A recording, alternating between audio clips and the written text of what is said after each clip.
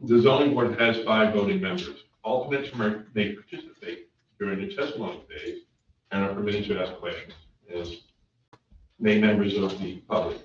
Anyone wishing to speak during portions of the hearing open to the public comment must first be recognized by the chair and should state their name and address. Once the testimony phase is closed, that'll happen. You'll see it go through this. We'll have the open hearing. We'll ask questions. The board will ask questions. Once we go into deliberative session, it's closed to input from the audience. Okay, it'll just be the 5 or whatever people on the board. I'm speaking. We won't be taking any more input from the audience. I want to make that very clear so we don't get into a problem. If a regular member is absent or recuses himself from a case, the chair, myself, will appoint alternate to serve in their place. Are there any recusals tonight? None heard. So last month we had a continuation of a case, which was 2025-08. And I will now call to order the continuation of case 2025-08, a variance request from Article 3, Section J, and Article 4, Section A of the Ringe zoning ordinance to permit operation of a food trailer on map 11, lot 11, in the residential district located at 7-13 Grassy Pond Road and owned by Andrew Cook. This case was first opened on July 22nd, and at that meeting, the board voted to continue the public hearing to tonight's session for further information and discussion. We will now resume the public hearing. I'll first invite the applicant to provide any updates or additional information, and we'll take comments from the public before the board deliberates. Sitting on this case, opened on July 22nd, were myself, Rick Carmichael, the chair, Marsha Breckenridge sitting here to my right or left. She's the vice chair. Peter Letourneau sitting at the end. Marty Kula, who is absent tonight. Kevin Sawyer here to my left, your right. Will continue to sit and hear this case. So is the applicant in the audience tonight? Yes. Oh, there you are. Okay. So you heard me say we've got Marty, who's not here tonight, and we have a board of 4. They're going to continue listening to this case. Are you okay with that? We have a quorum. We have more than 3 or more. And in this case, I just want to make sure that you're okay with 4 instead of 5 to continue. Yeah, there's only 4 board members. Right. We can't bring in somebody else who hasn't sat on it before in a continuation. Okay? You fine with that? All right. You're up. State your name and your address and everything for the record, please. Andy Crook, 46 Old Grand Road in Northwich.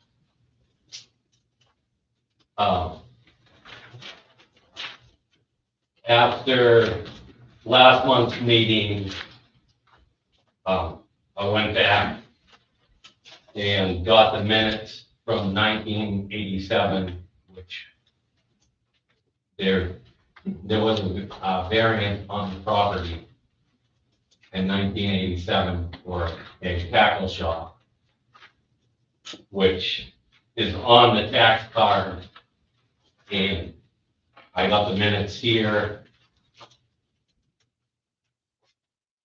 in the decision of the. I believe the board was copied to those as well, right? Okay. Yeah. And I have a copy here for this one too. And also, I went back to the registry and pulled up. In 1977, there was a motel right where the coffee shop sits now, so. I may want to come back or I may want to go and pull the building permit for it. Well, that's not in front of us right now. What's in front of us is a coffee shop. And what I think we saw, the board has seen in the paperwork that was presented to us, was the fact that there is a variance already in place for a, I think it was a tackle shop, if I'm not mistaken. Yeah. And that was the question. was this heard before? This small business heard before, and was it approved, and is it with the registry of deeds, and it appears to be.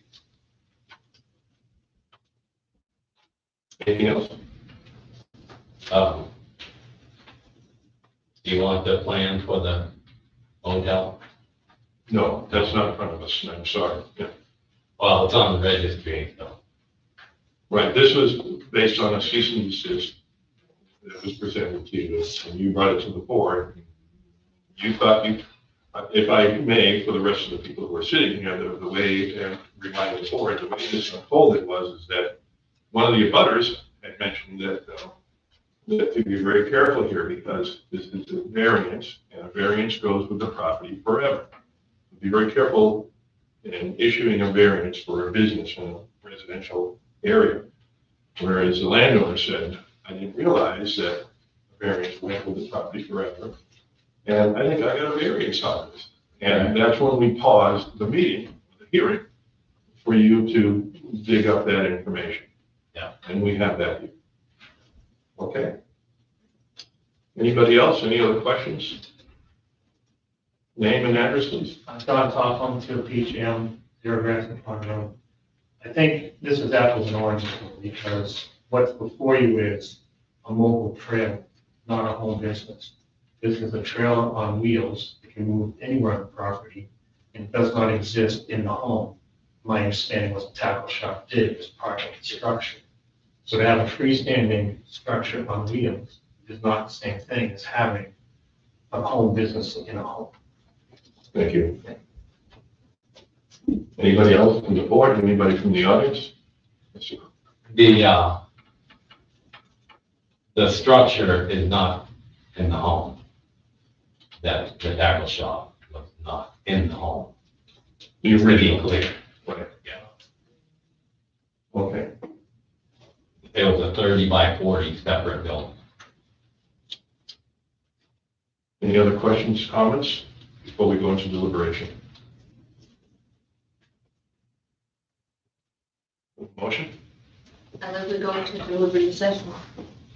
I'll second that. All in favor? Aye. Aye.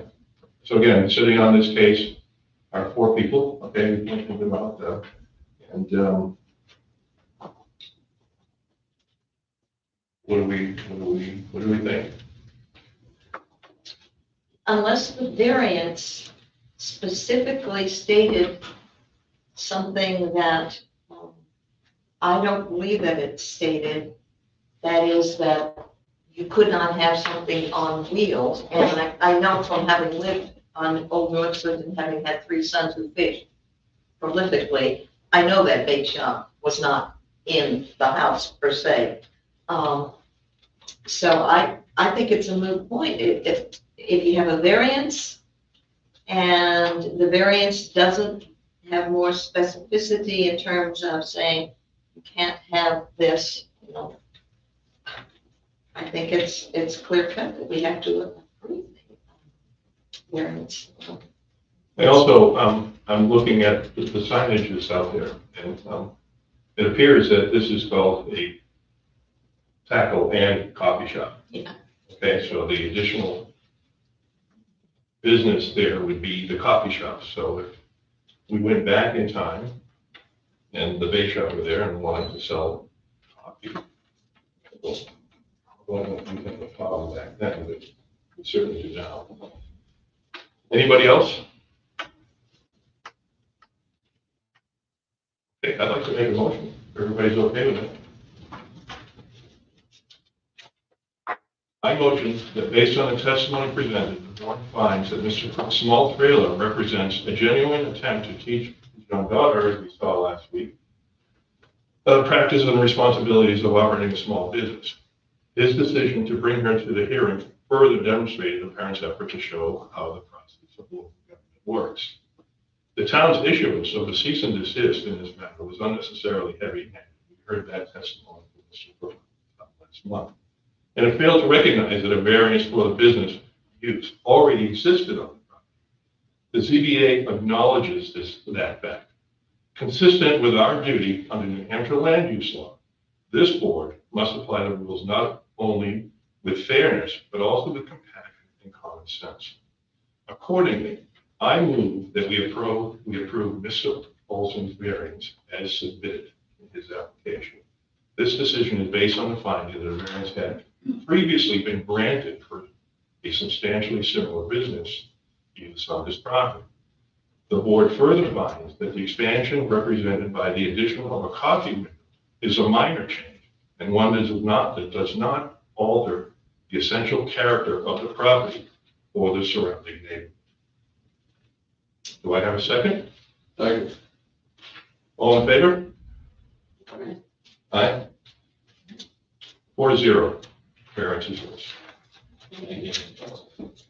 Now, just to be clear, there's a 30-day window of appeal here, so you're already operating. Usually, what we say is, if you're going to be doing something new, be aware that abutters can still challenge this within the 30-day window. Okay? You can say anything like both. Oh, we should move on. And then who's going to read this next case, which is case 2025-10. A variance is requested from Article 5, Section 1 of the Ridge zoning ordinance to permit the creation of a shared driveway that does not meet road frontage requirements. For map 6, lot 88 in the residential agricultural district located at 65 Hilltop Drive, owned by Barbara J. You gonna read it?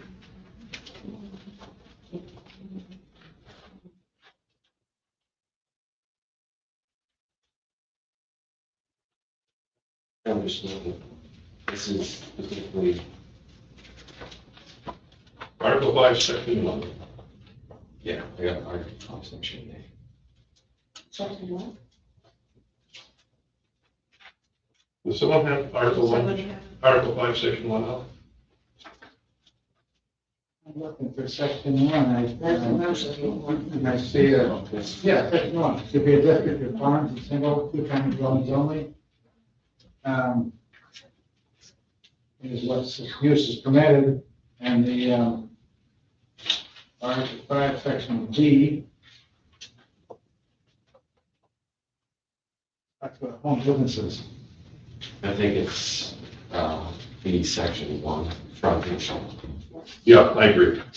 Every lot will have a minimum lot frontage of 250 feet and defining 20 or 17. Okay? So to be clear, sitting on this case will be will be Phil Stennerson, Marcia Breckenridge, Ross Thermos, myself, and then just be one alternate since Marty's not here. Who sat on last? You're up, Terry Clark. Yeah. Okay? Who's representing this case, 2025-10? I can. Okay, you're up. Your name and your address, please. Will be great. Zach Beckman, and P.O. Box 64.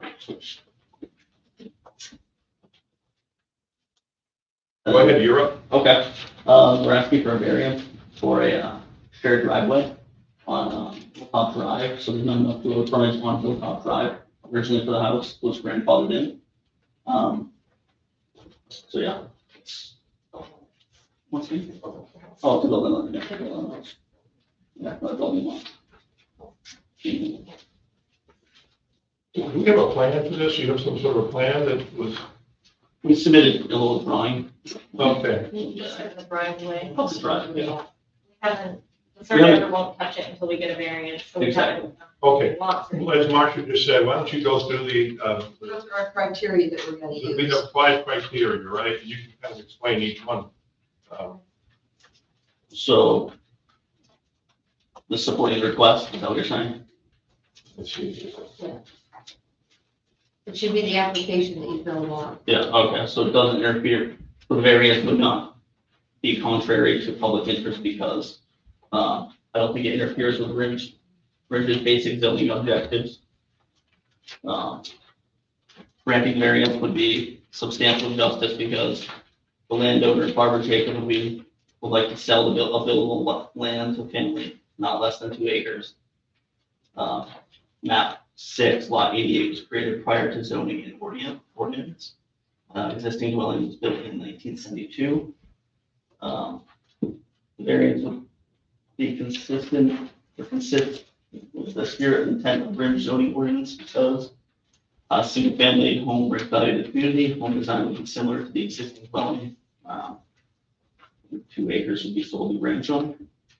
Granting variance would not diminish surrounding property values because building a single-family home should increase surrounding property values and add to the tax base. Special conditions do exist on the property that distinguish it from the properties in the area, such as little enforcement of the ordinance results in non-considerate hardship. Lack of road frontage limits the ability to subdivide the property. Map 6, lot 88 was created prior to zoning ordinance requiring 250 feet of road frontage.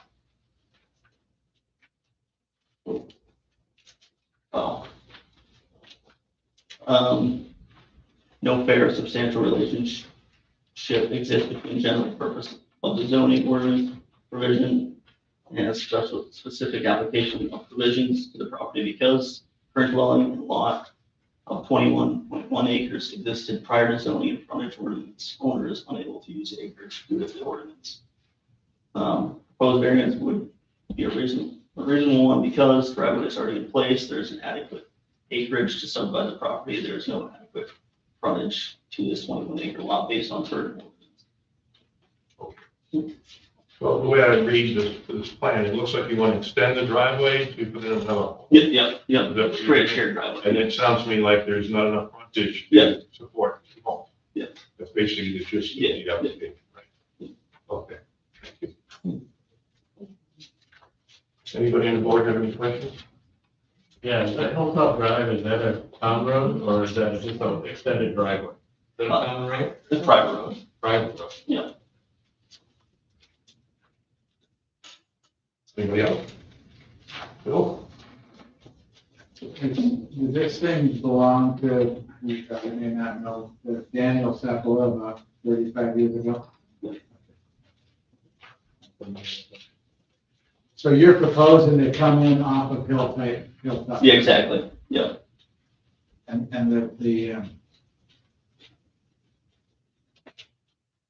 there's several houses out there on Hilltop Drive. Yeah. Do you know where any of their frontage is? You can see lot 88-3 used to be Parkinson's, I think. No, Parkinson's on the other side. I Yeah. see no frontage on that one. I see no frontage on 88-2. I mean, no frontage on like Todd Hill Road or something like that. Yeah. So I'm assuming that them lots all have frontage on Hilltop Drive? Yeah. The only frontage that has on an actual town road is the frontage down Norfolk Road. Right, That's that's a what it looks steep like. drive. that Yeah. Used to be back up in there back in the Yeah, day. Yeah, exactly. And that still doesn't meet the requirements of the road frontage. And so we're extending Hilltop Drive, isn't that, I mean, yeah, it's not very well maintained, if I recall correctly, right? Is that? You know, well, I mean, it's maintained, do they drive it on, they drive it, Yeah, just, what, 5 houses, 4 houses, 3 houses now? Yeah, 4, oh, yeah, 5. yep, okay. I might be thinking of another road off the map, but, okay, I see that now, I see the front, 88-1, the 8-2. How much frontage is there on Florida Brook Road? You know, offhand? I believe it was like 150-ish, somewhere in there. Anybody else? Any comments? Bill? You still digging? Marcia? No, you answer my questions. Anybody from the audience? Jim Chrysler, just point of information. This road runs from Todd Hill Road to Lower. So there's frontage effectively both ways. Yeah, it looks like it dead ends at the lot. Yeah. Right, Well, but it's private road. exactly. We're looking to extend a private road to build another lot, is what we're basically. My observation is that you're basically dealing with the fact that there is not, because of record, there isn't enough road frontage from either road. And you're just trying to take an existing pre-zoning divided lot and, oh, that record. Yeah, yes, their driveway. Thank you. Anybody else? David? Yeah, David Jerome, it should be clarified that the variance being sought is not to have a shared driveway, is not. It's ordinance, you're looking for to create, as I read it, it's a subdivision of creating a lot, it doesn't have the frontage. Just a reminder, you had a similar case on Homestead last year. There was the intent to create a second lot. It had some frontage on Forest Hall Road that would be entered from Homestead, which is a Class 6 road. That was the sticking point. It was a Class 6 road. Right. This is not similar to that. It's not a Class 6 road.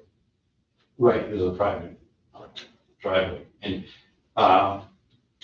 any idea where the subdivision lines might be at all? I mean, you got no I noticed that. It's No very- definition very of- vague, yeah. a proposed line. Is there wetlands? Is there an issue? Is it a buildable area? I mean, 21 acres, I would think Yeah, it's unbuildable, but it's a very unclear plan.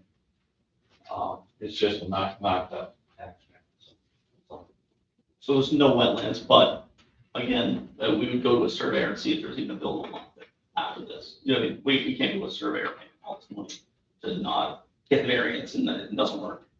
And, I don't want to go through all that trouble if there's not, if this isn't going to be accepted. Thank you. Anybody else?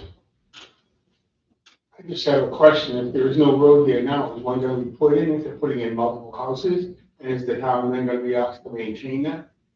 Like what happened with Scott's Lane? Well, I think you're looking to put one additional, Yeah, this is just carrying the driveway, just driveway's there, so just putting the have driveway you on. seen the plan? No, I haven't seen it, but I have 21 acres, which is a lot more than you need for one house. I think that's his point, yeah. But he's only got a small amount of frontage on Lordbrook Road and on Hilltop Road. He doesn't meet the requirement, hence the reason why he's not before, but, yeah. I just thought I'd mention. Yeah, no, thank you, yeah. Anybody else? Quiet, quiet crowd. Anybody from the board? Do you have an idea where you're gonna subdivide this property? You're gonna subdivide it right in half, or you're gonna put a 2 acre lot? Just a 2 acre, just 2 acre lot. Just taking 2 acres out of 21? Yeah. You know where? On that map? If you see there's a little drawing where the road would go, the driveway would extend, potentially, I mean, it depends what the surveyor says, right? Surveyor could say, no, we can't go there, 2 acres somewhere in there. Possibly to the right of that, or I guess if you're coming down the driveway to the right, up against the property line on that Billy, you've been quiet. You're kind of our expert on these things. Have you ever seen anything like this before? What are your thoughts? Yeah, and it doesn't have a frontage, it's on Norfolk Road. There is frontage on Hilltop. There would be, Well, it doesn't look like he's got frontage other than the width of the driveway. On Hilltop. well, I misspoke, I meant there's access. Access, yeah, okay. I guess that I would suggest that if we were to entertain this, that there would have to be some kind of subdividing, some kind of frontage.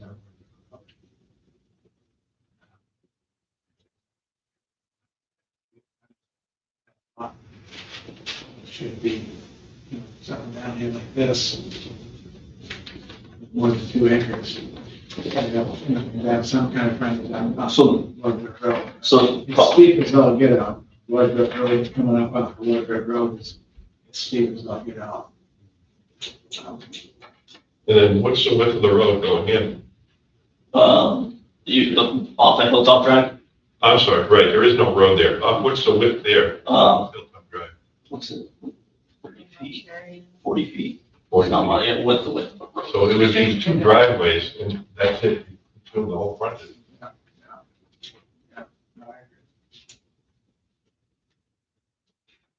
To me, we can discuss this in deliberation, but it seems tight, real tight.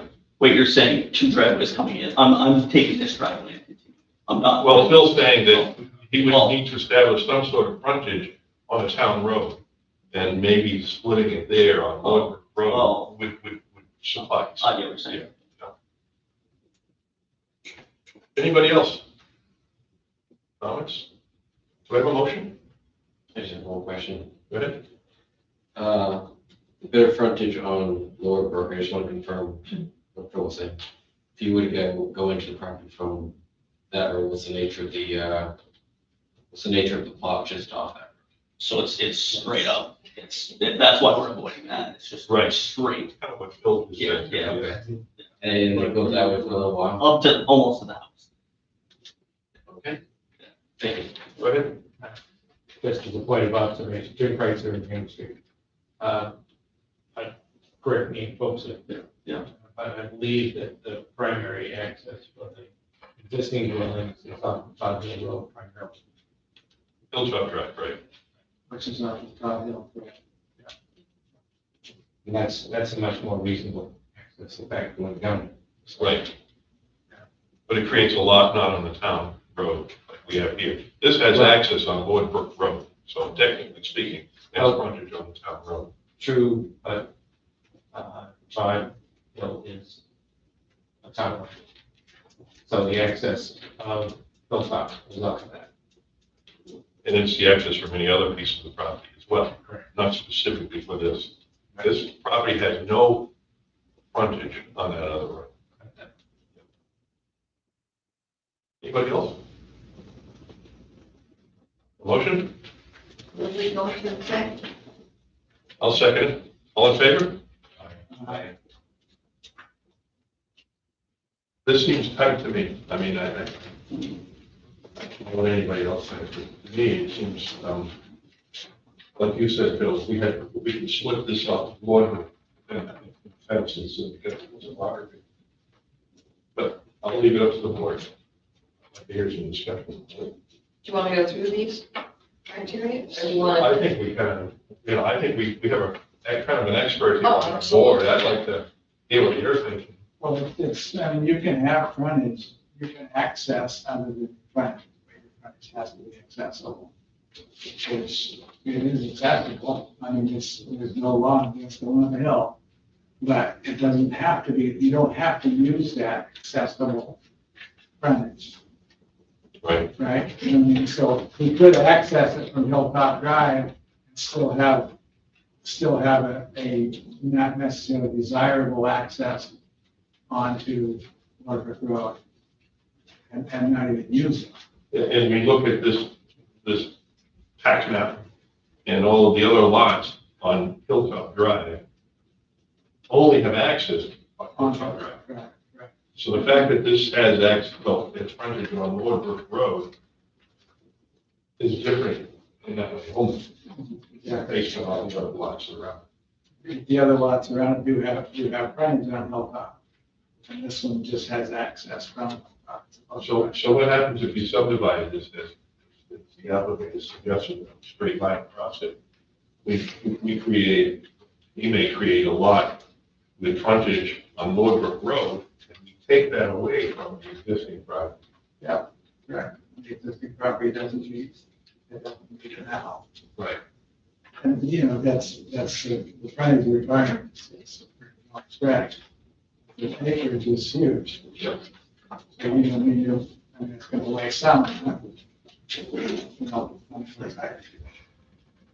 in the law, the whole intent of the bill is we constantly go back and forth on is to maintain the peace and quiet and et cetera of town.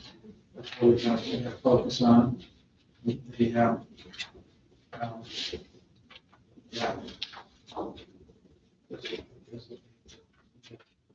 The spirit and intent. Spirit and intent of the ordinance. And which the spirit and intent of the ordinance is to keep everybody happy. I'll skip next week, whether or not I'm moving or not. We're just gonna overcreate it by adding another home. And if that, if this is pre-zoning or makes you wonder why the developer didn't split that lot in half and do just what he proposed. And asking to do that about. Yeah, go ahead. One quick word, is that a dirt road? In that section? No line of those is a dirt road. Where he would have frontage on the other road? That's Lord Brook. Lord Brook, okay? Yeah. Yeah. Lord Hill, you're thinking Lord Hill. Oh, Lord Hill, okay. Lord Hill's not. I'll stop talking and listen. I guess I'm gonna have to spend something. Seems tight to me, but Phil's making a good case. I don't know what, I guess I'm counting on you, Phil. Reasoning either way. I'm just trying to throw out the information. Everybody does what there is.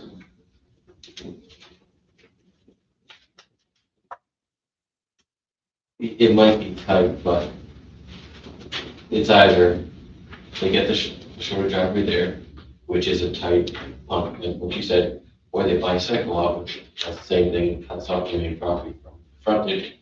We have a couple non-conforming lots, which even if they had the front, try to go for the frontage on Lord Brook, it would be right back. I'm just going through the criteria that we use, and granted that it's tight, I'm not disputing that at all, but I don't see any of the criteria in here that would exclude granting this because it's tight. I mean, it still fits within, and I'm looking at it doesn't interfere with the zoning objectives, it consistent with the spirit and intent, wouldn't diminish surrounding property value. We usually look to see if anybody here has a real estate license that says property value would go down, somebody's here. So our practice has been as a board to, no one objects, assume that there isn't an objection, so. I'm inclined now, Bill, I'm not a contractor, so I completely concede to what Phil knows, rather than my expertise, but based on what I think I'm hearing you say, is that there's nothing that would exclude in terms of our criteria. So the purpose, just for everybody's field, the purpose of the zoning ordinance is promoting the health, safety, and welfare of the inhabitants and preserving the values and charm now attached to the town. That's the whole purpose of having an ordinance. So that's the, it always comes back to that. That's the reason for 250 foot of frontage, so that we can. 2 acre space lots. for a car. Right. And this would, because he doesn't have 250 foot of frontage, doesn't take away from what you just read. Because it's a kind of a unique lot, where he can go beyond a much larger tract. So of access. And it's accessing from another one, it's accessing from another location. One thing that I would suggest, maybe if we were inclined to grant it, is that he has something in place to, and maybe this will be subdivision, would come into play in subdivision, but to be able to access, to be able to use Hilltop Drive from the butters on Hilltop Drive. Are you suggesting putting in, addendum, if we pass this, are you suggesting putting that into writing or just making a general suggestion as he works on this contract? Yeah, I would think that, Hilltop, who actually owns Hilltop Drive? I'm not sure. Hilltop Drive was deeded to my land when the house was built, it was the only house on the road, and it needed to my land. So it's actually deeded to your land. Okay. That's- And I'm sure the planning board would pick on that, I guess. That would be the time to do Right. it, not now. We have a motion I move we grant the variance. as written. As written. After discussion, it appears to have no objections from the public or others or a real estate agent that it passes the criteria. Do I have a second? Second it? All in favor? Aye. 5-0. Variance is yours. Thank you. All right, let's move on. We've got two more here in front of us. Case number 2025-11. A variance is requested from Article 5, Section B of the Ringe zoning ordinance to permit. Let me just go back up a minute. Hang on. I glossed over a fact that you heard me mention to the approval that we had prior to this. Yep. That you have people that will have, you have a 30-day window of appeal. Oh, okay. So if there are other people in town that object to our decision, they have 30 days Okay. to file a motion Yeah. to have us reconsider our decision. So just be careful for that. Will you notify us on that? Of course, yeah. Okay. If there are people who object to it and they file for a rehearing, Yeah. we'll certainly. Okay. Is there any paperwork we need, or is this now, we're good? It's good. Okay. You're good. Awesome. Appreciate it. Okay, I'm sorry. Case number 2025-11. Variance requested from Article 5, Section B of the Ringe zoning ordinance to permit the construction of a single-family dwelling on a minimum 2-acre lot for map 6, lot 50-9 in the residential agricultural district located at 32 McGregor Lane, owned by Kimberly and Gary Nareski. I hope I'm pronouncing it. Yeah. Who has opened on this case? We're going to have a case of the I'm sorry, the ordinance. ordinance. Article 5, Section B, frontage every lot without a minimum lot coverage of 250 feet. That's found in Article 20, 17, Section B2. Yard, no building shall be located closer than 30 feet to another party's property line, 50 feet from the way. B3, area each shall have an area no less than 2 acres. Single-family dwelling lot shall have an area of no less than 2 acres. Two-family dwelling lot shall have an area of no less than 3 acres. Multi-family dwelling lot shall have an area no less than 2 acres for each dwelling unit. Thank you. Again, we're missing one full-time member, so sitting on this case will be the same 5. So Terry Todd, myself, Marcia Breckenridge, Ross Thermos. Who will be speaking for this case? Me, my husband can't serve me. Okay, you state your name and your address please, for the record. Kimberly Nareski, 32 McGregor Lane. Thank you. You're up. I have these papers that even the shadow pictures, the map of my property better than you guys. I think Al said he put all this in your. We're sorry, yeah, Okay. yeah. But this one has, We see photos and, this has the. I mean, I have these where you can look at it better so you can see that I have. sure, however you want to do it. Just Okay. briefly try to describe to the board what you're trying to do and why you need a variance.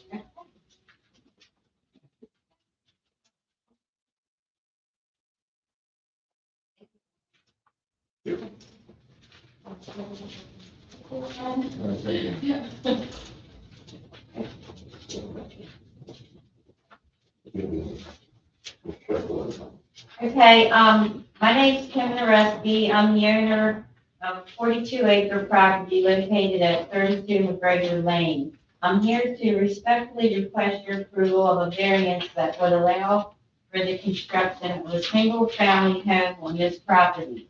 The lot was created prior to the adoption of current zoning regulations.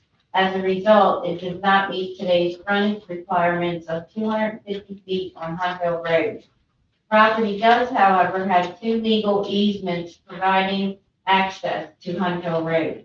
The current residence on this same parcel was constructed in 1985 prior to the zoning ordinance requiring frontage and is legally non-conforming under the grandfather provision.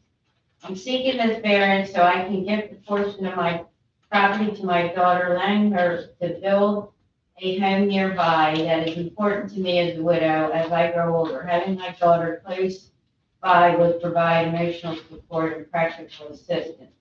The hardship arises not from any action I've taken, but from the lot being created before zoning requirements were in place. The lot is of substantial size, 42 acres, and capable of supporting another single-family dwelling without creating congestion, safety issues, or negative impact on the surrounding community. The requested variance aligns with the spirit and intent of the zoning ordinance, as it will not alter the character of the neighborhood or impair the use of nearby properties. For these reasons, I respectfully ask the board to grant this variance, which would allow my daughter to build a home on the property while ensuring that my family can remain close together. This variance would represent a fair, reasonable application of zoning principles, recognizing both the history of the parcel and my family's needs. Thank you. Thank you. I'm looking at this plan that you provided us. Is this your lot? Yes. Okay, and it looks like there are two separate accesses, is that what I'm Yes. seeing here? And what is your proposal? How do you access it now, and what's your proposal? It looks like I just see kind of a few marks here. Yeah. There's my house. So this asterisk is your home? Yeah. Okay. And the pictures, Yep. Right here. yeah, there's the house. And then you go up, I don't know why that's in my, you go up the, driveway. Yeah. Keep going. Well, that's okay. If you want to just show it Yeah. here. So this is this driveway that you see here. Okay? Now, this one, there's two homes here, and they blacktopped it down to where my land starts. So it's so hard, we were trying to figure, but she would be building and then access probably into this. If there's any kind of way that she can, then she can come through to mine. Okay, so the proposal is to use the second access that you have, the right of way, to build a home somewhere in this vicinity. Right, And then if that doesn't work out, you want to use shared right, driveway. she can share mine. Okay. And then when I brought this, because it says it just shows that it was legally grandfathered when I had this. You know how wide, I mean, you only, It's like a not normal, about that wide in the picture. yeah, no, they're decent, it's decent. I mean, It's 14, but no, I don't mean I mean the actual property, I don't mean the driveway. I mean the actual property. You mean the overall length of the property? No, just a bit. just one of the the access- blacktop one the- that's the- coming the in. two legs going in. Yeah, mine's long. Hers is short. Is this a picture of that access? Yeah, it's, I'm coming up, there's my hill, and there's two homes here that come out onto my road. Yeah, even with the picture, it's hard to tell what the difference is. Yeah, I'm looking at the town Chester map, down map. And I just had that paved, Usually So it's it's at least wide, 25, it's 50 really is wide wide. as So 50 I- foot. maybe that's the Okay, But this is really wide. The other one was just paved by someone that just built a home and asked if they could use my easement, so. you're right of way to get into Yeah, their right. home. So and there's two homes on that one, and it's blacktop to where my name starts.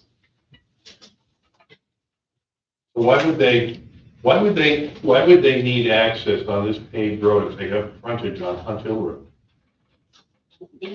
Remember she Could be wetlands. asked me, I had to sign something for her to be, I don't know, because I'm here, I guess.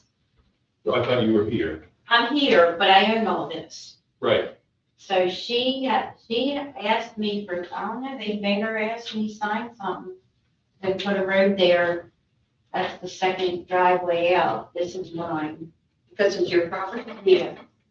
My, To me, it seems kind of, I don't know why I had to sign something, but that's,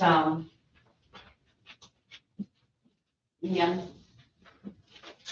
So who owns the Your name easement? and your I'm business. G Burns and I actually am the butter, at 92 Huntsville Road. okay. And I'm very, Where are very you familiar. located on this map? I'm very familiar with all of this land. We walk through the conservation.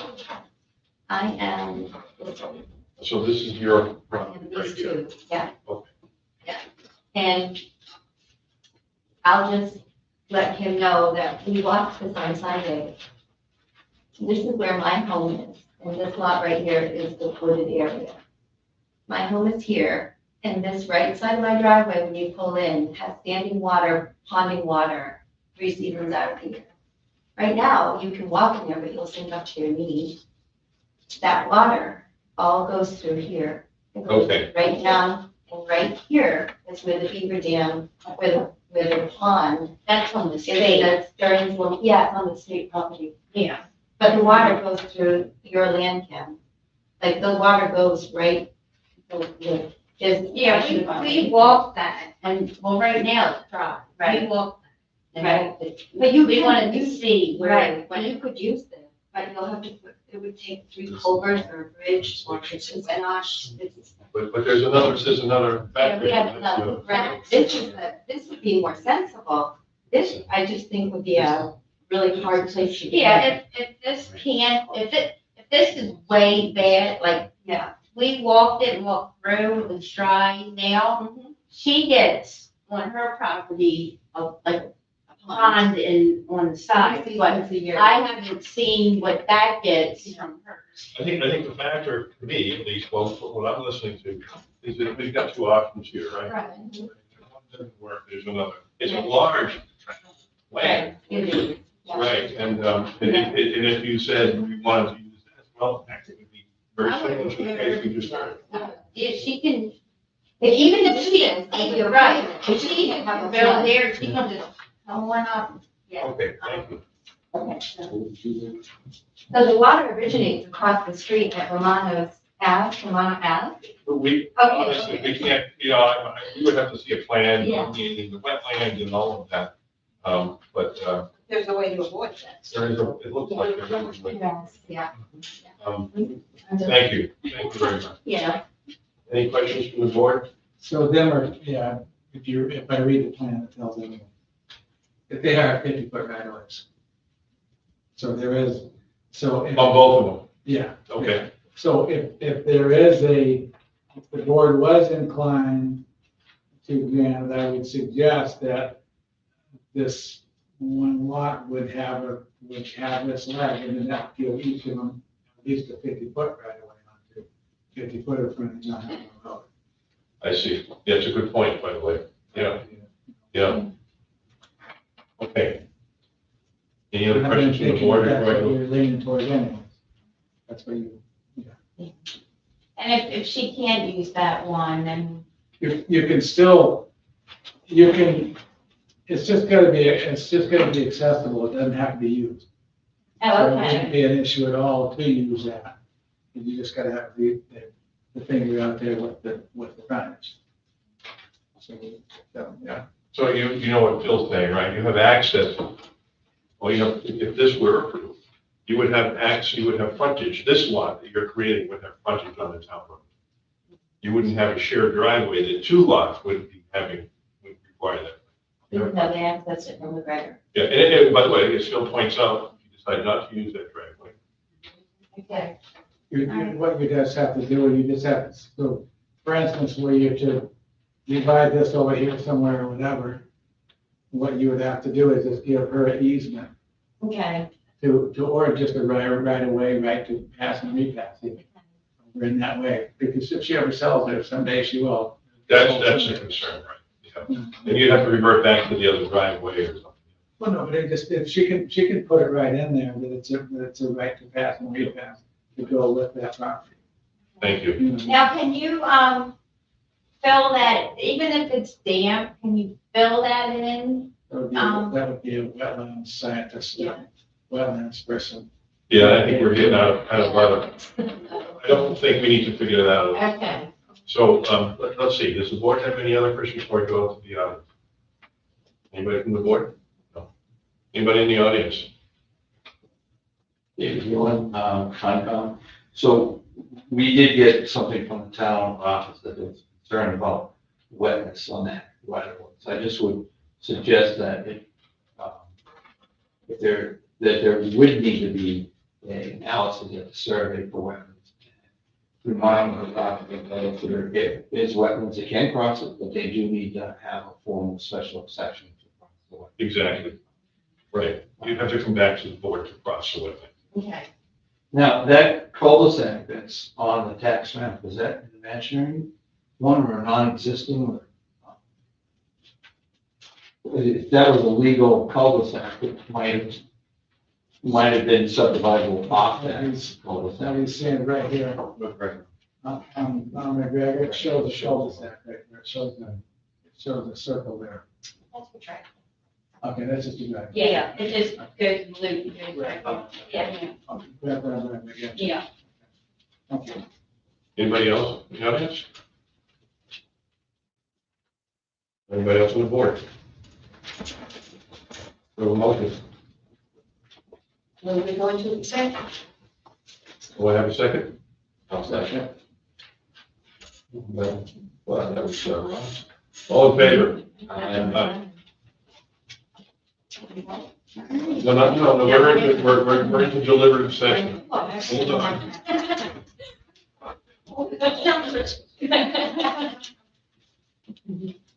What do you think, Bill?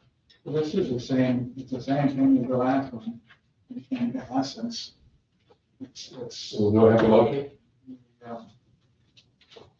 it doesn't have the frontage, but this one has right of ways and it has a little bit can go off there, so it can be. They technically would have frontage on the road if they decided to, which is a little bit different than the other one.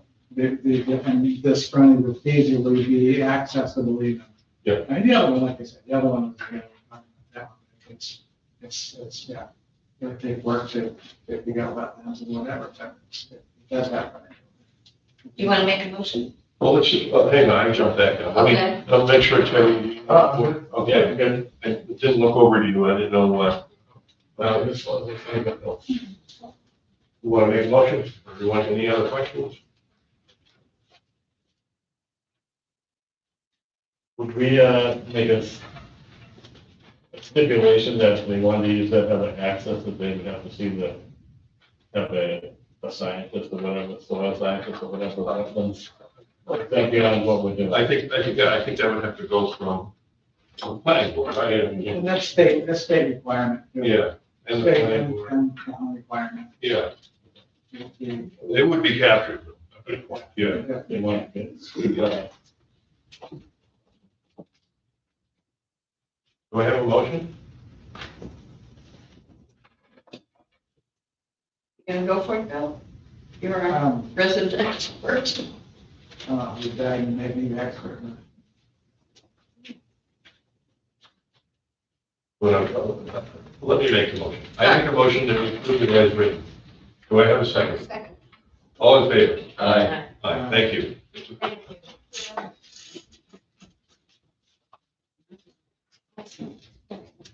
One more. Excuse me 1 second, please. Yeah, that's correct, my mistake. I'm sorry, yeah. I had probably read that. Thank you. All right, let's move on here. The last case, which is case number 202512. A variance is requested from Article 5, Section B, Section 2 of the Rim zoning ordinance to permit dock construction. Oh, it's a misspelling. Okay, I get it. Okay. Rim zoning ordinance to permit dock construction, a shed, and a carport for map 5, lot 16-1 in a residential agricultural district located at 63 Able Road and owned by John and Cheryl Ovid or Ovid. Am I pronouncing the name correctly? Okay. So let's see, who will read Article 5, Section B and Section 2? Article 5, Section B2, yard, no building shall be located close to 30 feet to an abutter's property line or 50 feet from the edge of the right of way. That's it. Who will be speaking to this? Your name and your address? John Odom, 63 Able Road.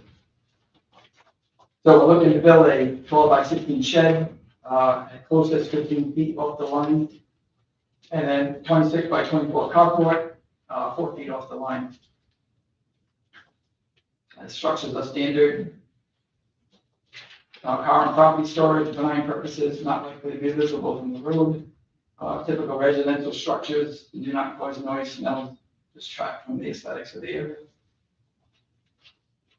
Granting the variance would do substantial justice because it would allow typical and reasonable use of our residential property, car protection, storage. It's a difficult piece of property due to its narrowness, overhead power lines, significant slope, results in limited options without incurring excessive financial burden.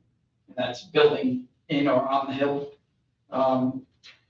It would be consistent with the spirit of the ordinance. It would protect our vehicles, lawn equipment from the elements. And again, they're typical residential structures that make for immediate yard and would not affect the health, safety, and welfare of the town users. Granting the variance would not diminish surrounding property values to the typical residential structures, not likely seen. There's a significant buffer of trees between the proposed structures and the abutting neighbor, making the visibility limited, as well as likely to increase property values, including our own. And special considerations on the property that distinguish from other properties. This formally approved property is just slightly over 100 feet wide, only 1.13 acres, and significantly less than the current requirement of 250 feet frontage on 2 acres. The 30-foot setback ordinance coupled with slopes, hills, overhead power line, and existing structure placement like septic and whatnot, makes it impossible to add these much needed structures in the allowable area. It essentially gives us a 40-foot wide strip to build on. Okay, and before we continue, I'm sorry, I should have pointed this out. I'm gonna move, we're missing one member, so we have to appoint an alternate. I'm gonna kind of switch this around to give other people a chance to sit on it. I'm gonna appoint Kevin Sawyer as the alternate to sit in for Marty on this particular case. So it'll be Kevin, myself, Marcia, Ross, and Phil. Thank you for that. Yeah, and I have one added note, I don't know if it's too late after I submitted this and started looking at field costs for this. I don't know if it would be possible instead of a carport. By the time I added it up to get a snow load approved one and then try to put some sides on and everything else and the type foundation I'd like to put it on, I'm better off just building a garage of the same size for not a whole lot more. So I don't know if that means I'd have to come back here next month, or if, as long as it's the same size and same basic structure, it's just instead of a metal carport, it's going to be a wooden garage. But same location. So what's in front of the board right now is what is it? It's a carport? Metal carport. Metal carport. Well, I mean, nothing says metal carport. Is that It just says carport. Yeah. the proposed metal carport? Yeah. Article 5, Section B2 says no building shall be located closer than 30 feet. So Right, that's the reason why he's here, right? I know the nature of the building might not be. I think they consider them, I remember David Duvernay, the fellow on Main Street, used to sell carports. And would consider them a building. No, I'm just saying that this is building, so with this question of, would that change if he does a garage versus the carport? There's, I know, that's why I was clarifying, it's really not, it's not what's in front of us. What's in front of it is a carport, right? And so, but I get his point. I don't know if that would change anything, but. So my question is a follow-up on that. If we approve this, would he then be approved for the garage? That makes sense. No, this is what's in front of us, a carport. But George, what you were just saying before with Gilbert, saying that the carport is in essence a structure. It is, So if we approve the structure, that size, that size, as long as within the Is same it the size same constraint. foundation too, same size? It's just same Just size. got Right, it's gonna be If wood. I were in a butter and I were concerned about the aesthetics of something, I can picture a carport. Okay, that's something that's moved in, all of a sudden, because we approved the carport, we've got a story and a half garage with lights and electricity and asphalt shingles and maybe not good siding, and it becomes a different thing.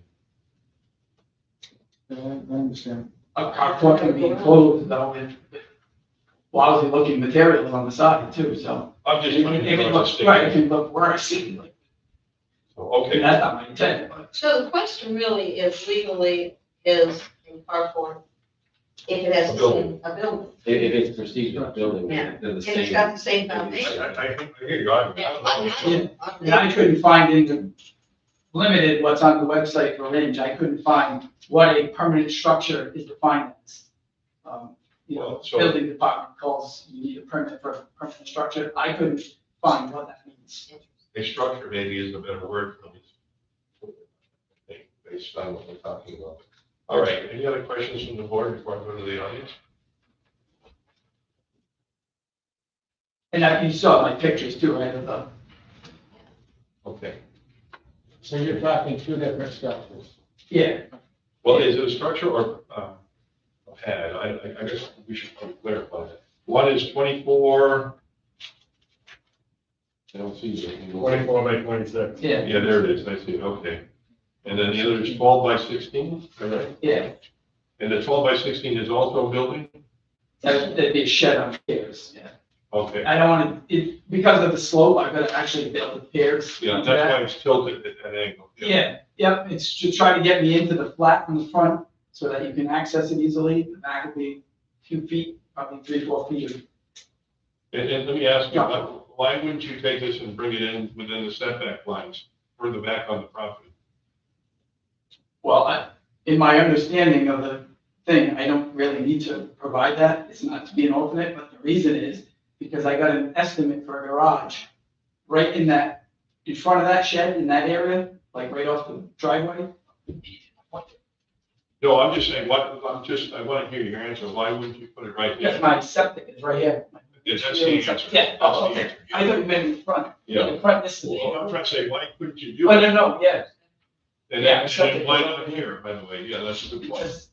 Because one estimate that I finally could get someone is it's 72,000 just for a garage, foundation and excavation. Because they're gonna have to excavate that whole hill because they believe it was added fill. So they want to go virgin fill We're not talking about, we're talking about, and my overhead lines are there, my electric lines. so and they'd that's have to something be- that you said, you're right. So, Yeah. that's what I'm saying, the lines, the excessive cost to build it, that's where I really wanted it, I wanted it to be bigger. But the cost was just too much. So, Okay. so that's why the option was, we just said, all right, we'll just put a small shed, small garage.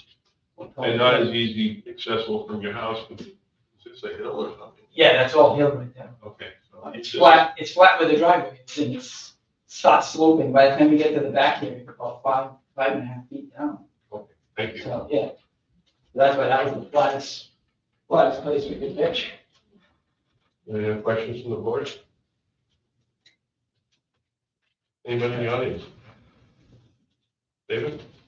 David, looked at this, doesn't appear to be any wetlands being high up there, I don't know if there is.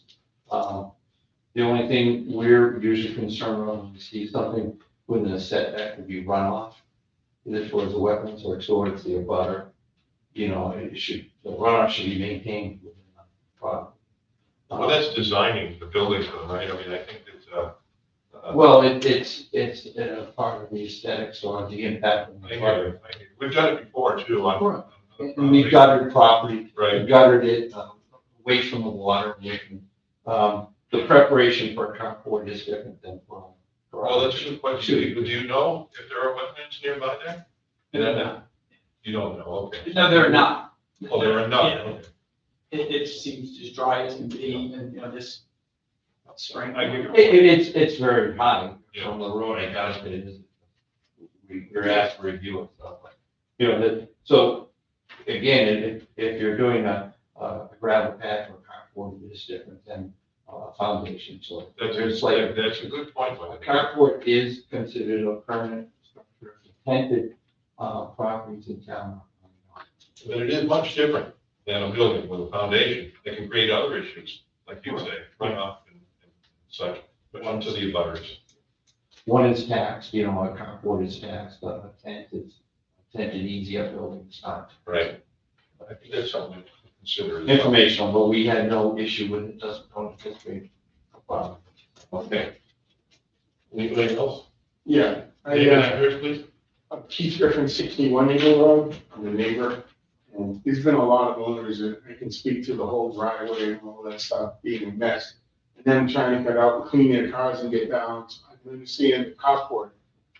The only thing I'm a little concerned about is you just mentioned in this meeting that it could be a permanent structure.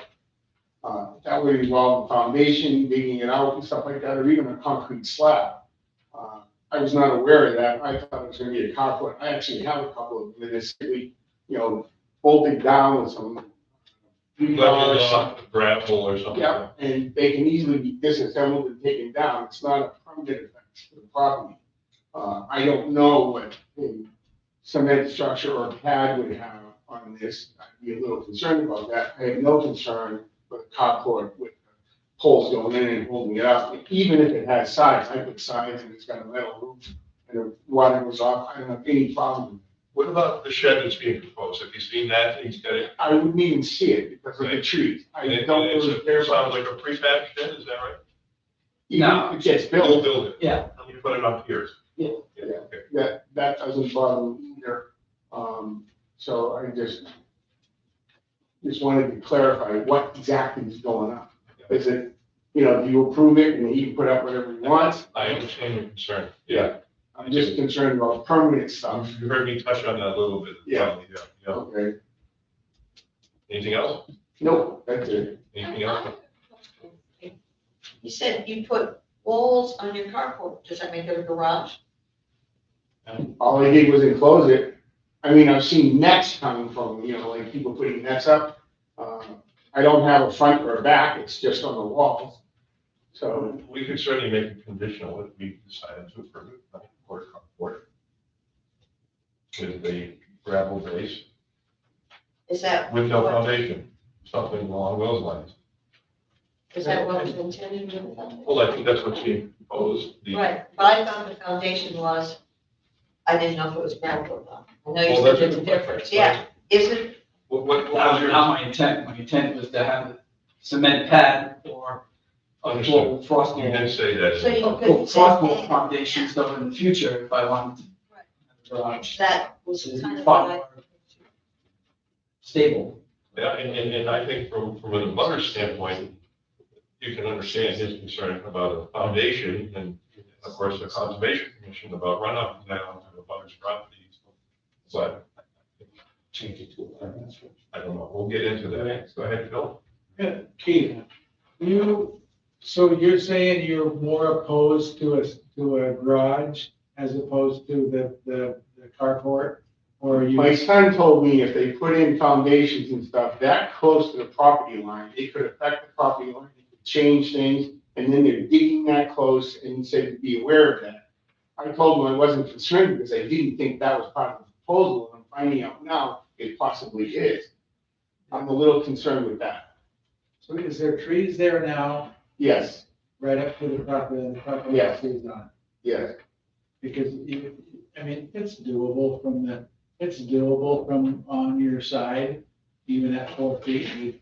They do it down in the city all the time. But it's, you gotta look inside your foundation to do it. And it's, so it's, yeah, that's what my question was, what your thoughts are, maybe more opposed to a foundation. Yeah, possibly. Sounds like it. Any other? I mean, I don't know just to add, I don't know what the likelihood is, but when I put in my shed, like 20 years ago, on a permit, I just put down a 6-inch floor, concrete that's reinforced with steel, and that's been there for 20 years, but I don't have a car on it.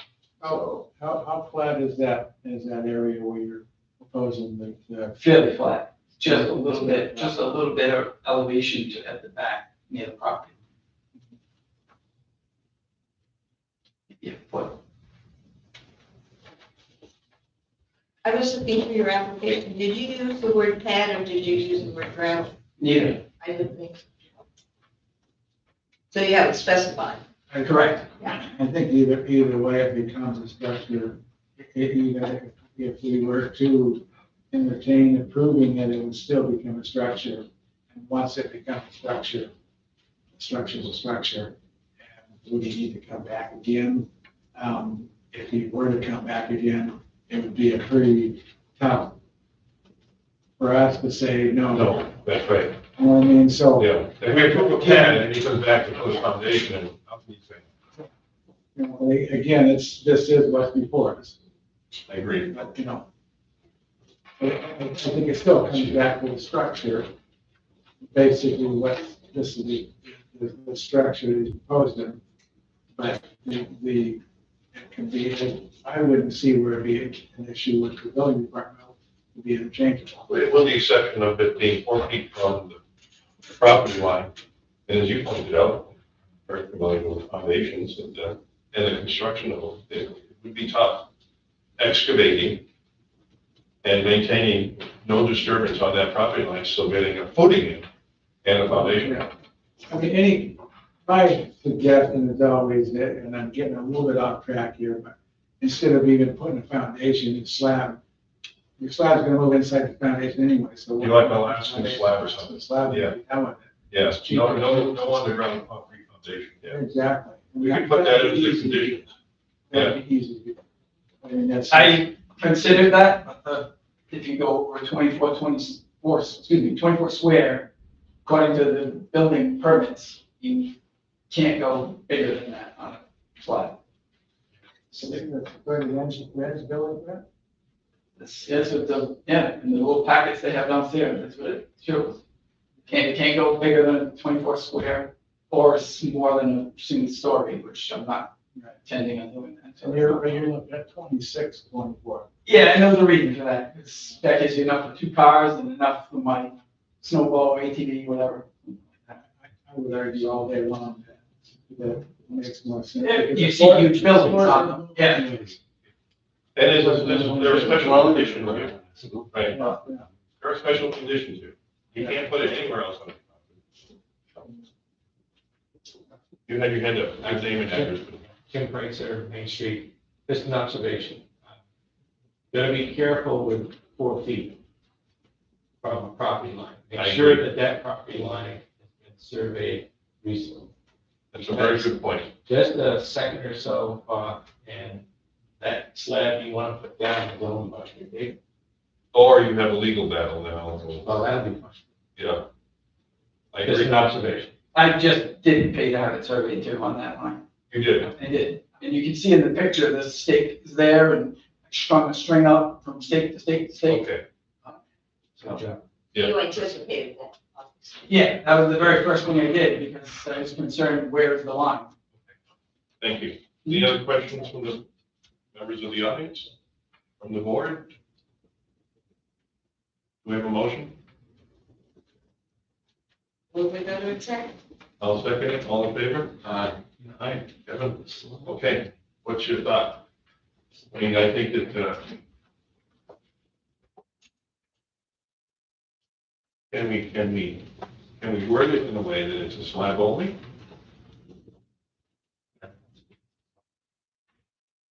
He's suggesting if the building department won't allow it, they can do waivers.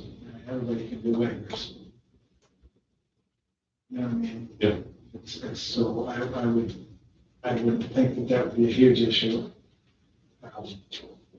But Based on the property and, I mean, it's, from my opinion, based on the testimony that I've heard from other people, I'm glad to see it was surveyed. But looking at this property, with the overhead wires and the way the topography is, it looks like it is the only place to put, well, these 2 buildings that he's asking for relief on the setback. The concern I have with digging down, well, below the cross line out there is that it's so close to the property line, and they could create more potential problems for both properties later on. You know, with runoff and silt and everything else, I think the slab makes more sense, but I'm concerned about the comment regarding the building department. So if we approve this, my question is, when you've done this, having dealt with it, this building department, how does our approval or impact what you call a waiver? I mean, if we approve this, is a waiver pretty much a given or not? No, not necessarily, but I mean, I don't know, what do I know? You know, but do you have an issue with the 24, 26 lasting slab?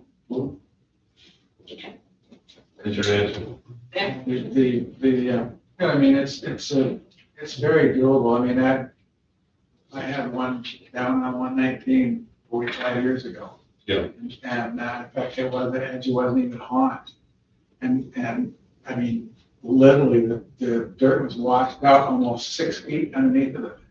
Could we, And it was, think about this process, if we weren't building it here, we were looking to put it in the middle of, I don't know the answer, it's an honest question.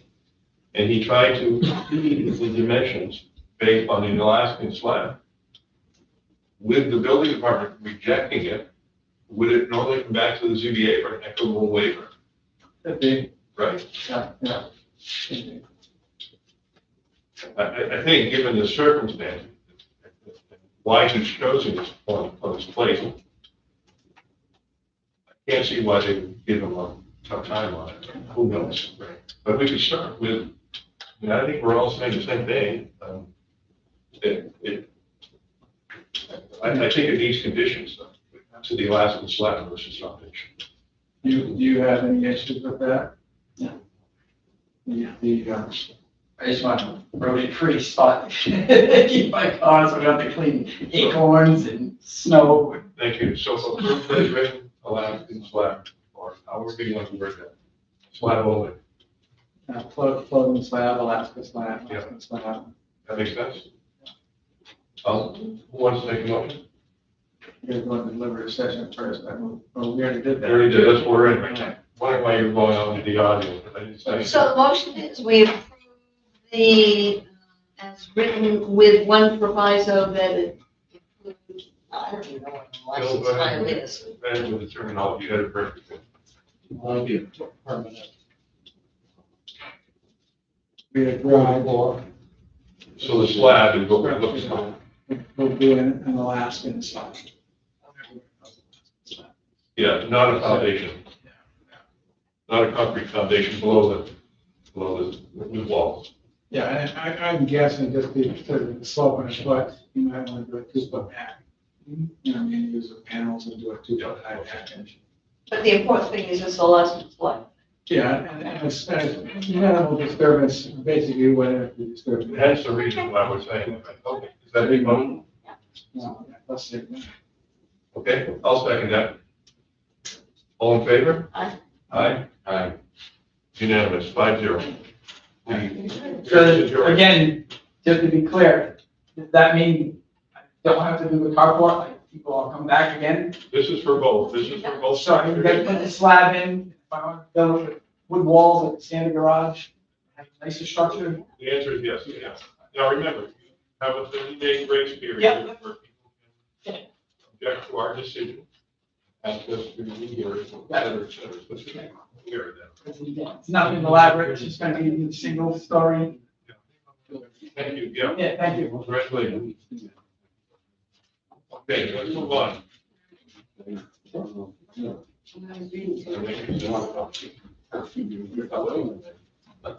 My list. I've lost my list. You'll do have tomorrow.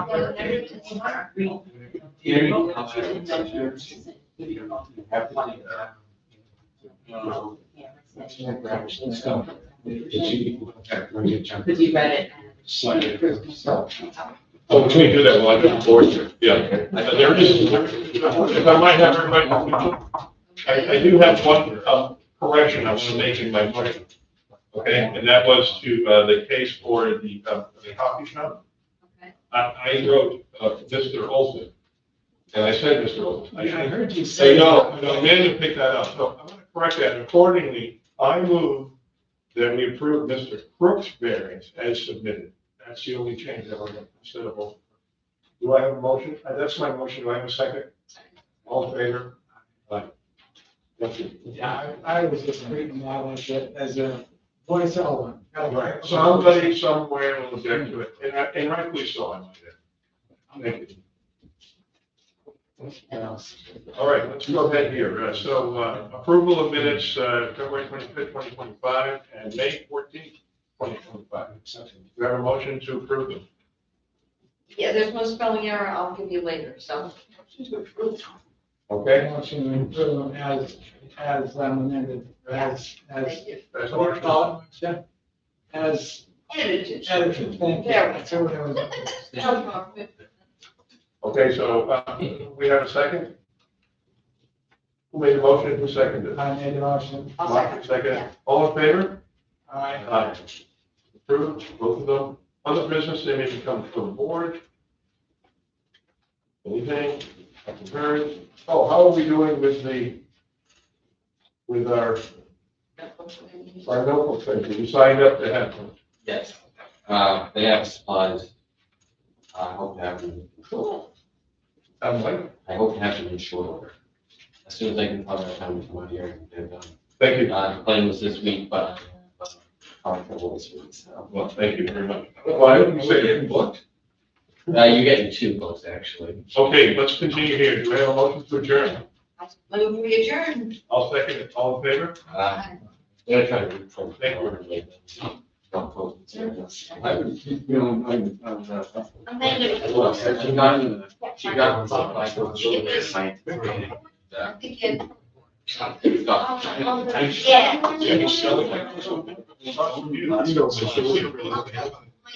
Just the right regular house. Oh, it's because we took we're using the national building code now. I know the one that, yeah. David, thank you. I just want to make sure that my only objection is to see